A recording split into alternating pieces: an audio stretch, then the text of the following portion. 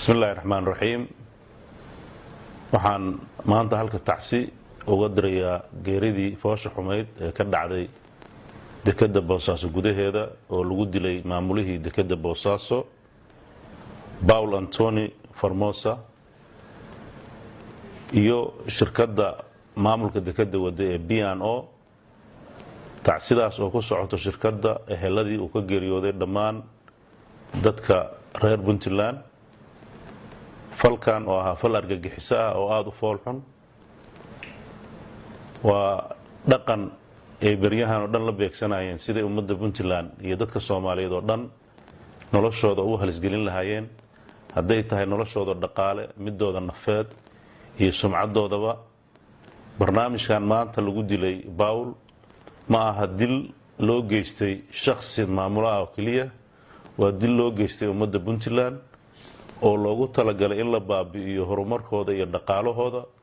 sumcadooda iyo barnaamijyada ka socda in dalka lagu horumariyo arintaas baaritaankeeda cid kasta oo lug ku yeelata ama dalka had joogta ama dibadeeda had joogta waa dambiilayaal ka galay dambi dadka reer Puntland cid kasta oo ay ku cadaata arintaasna waxaan ka qaadi doonaa talaabo sharci oo ku waafaqsan arintan ma oran karno arin argagixis kaliya waxa ka dambeeyana waan ogaan doonaa waa arin lagu baabi'inayo shacabka Puntland iyo horumarkooda dhaqaalahooda lagu wiiqayo mustaqbalkooda lagu dilayo waxaan u baahanahay inaan dadka reer Puntland u sheegno dagaalka qaawan ee dhinacyada kala duwan uga socda inay ka digtoonaadaan in ay meel uga soo wada jeestaan in inta ku dhex dhuumanaysa oo uga timid meelaha kale iyo inta u dhalatay ee khaldan ee iyagana la adeegsanayo mustawahi rabaan ha joogaane waa inay u diyaar garoobaan dagaal ka dhan ah oo ay dadka reer Puntland isaga qabanayaan dadka reer Puntland sida lagu yaqaano waa dad ilaashada karaamadooda iyo sharaftooda iyo amnigooda aan ogolayn inay cid kale intay meel uga soo duusho inay danahooda baabi'iso dawlad ahaan iyo shacab ahaan waxaan diyaar u nahay inaan gacan adag isaga qabanno cid kasta oo jecel inay mustaqbalkeena ay wax u dhinto waxaan cadeynayaa anoo magac dawladda ku hadlaya in dadka argagixisada iyo inta la shaqeyso oo dhan ay heli doonaan caqaab ay mutaysteen oo adag oo aan naxariis lahayn waxaan farayaa dhammaan ciidamada Puntland meel kasta ay joogaan inay heegan galaan inay ilaaliyaan cadawga gudaha iyo midka dibadda uga imaanaya labadaba inaan wax naxariis loo gelin cid kasta oo lagu tuhmo in ay fal argagixisa u wado bulshadeena oo ay rabto inay bartilmaamaysato haldoorka reer Puntland oo dhaqaalaha iyo mustaqbalka dadka shaqeeya iyo dadka ajaanibka oo dalkeena gudihiisa ka shaqeeya si ay horumarka wadanka qayb uga ahaadaan waxaan aad uga xumahay wixii dhacay waxaan xaqiijinaynaa cid kasta oo falkaas uu ku cadaado in talaabo sharci ah oo adag oo naxariis lahayn laga qaadi doono waxaan ugu baaqayaa dhammaan dadka khaasatan reer Boosaaso in ay ka foojignaadaan in guryahooda iyo dagaamadooda iyo meheroodahooda ay ku soo dhuuntaan dad sharwadayaala oo raba inay ummadan mustaqbalkeeda ay baabi'iyaan arintan waxaan uga tacsiyeynaa shirkadda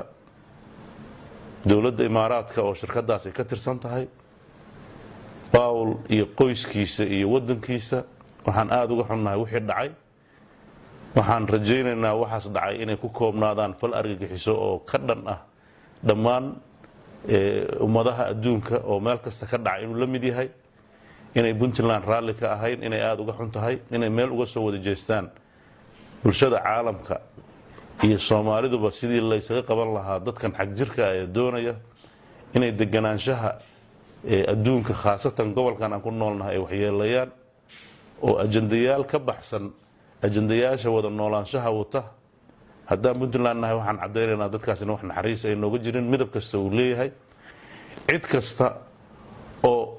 dhexmaraana ay la mid yihiin ninkii isiraahda ka dhex ganacso oo guri ka kiree ama wax u fududee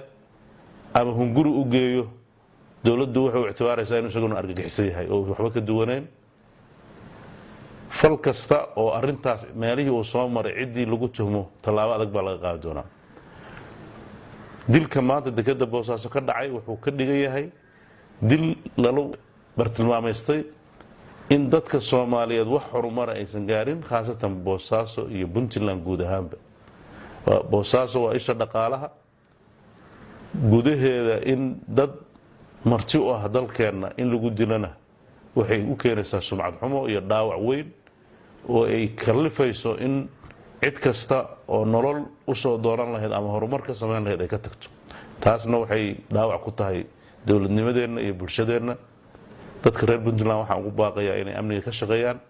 inay wadajir ka shaqeeyaan, inay dadka sharwadayaasha ku soo dhuumanaya ay meel uga soo wadajeestaan. ciidamada qeybahooda kala duwan iyo meelaha habaca ka dhacay ee dadka faldambiyeedka sameynaya ay mareenna waxaan rajaynaynaa inaan tallaabo ka qaadi doono. waxaan dhammaan maamulada gobolada iyo kuwa degmooyinka iyo saldhigyada madaxdooda iyo cid kastoo laamaha amniga ka shaqeysa fareenaa meel kasta ay joogaan inay feejignaan dheeraada muujiyaan, u diyaar garoobaan in ay wax kasta oo ummadooda liddi ku ah ay qabtaan. haddaan dowlad nahayna ilaahay idankiisa ahmiyadda ugu horeysa xooggii waxaan saari doonaa sidaan amnigana u sugi lahayn, argagixisadana u ciribtiri lahayn.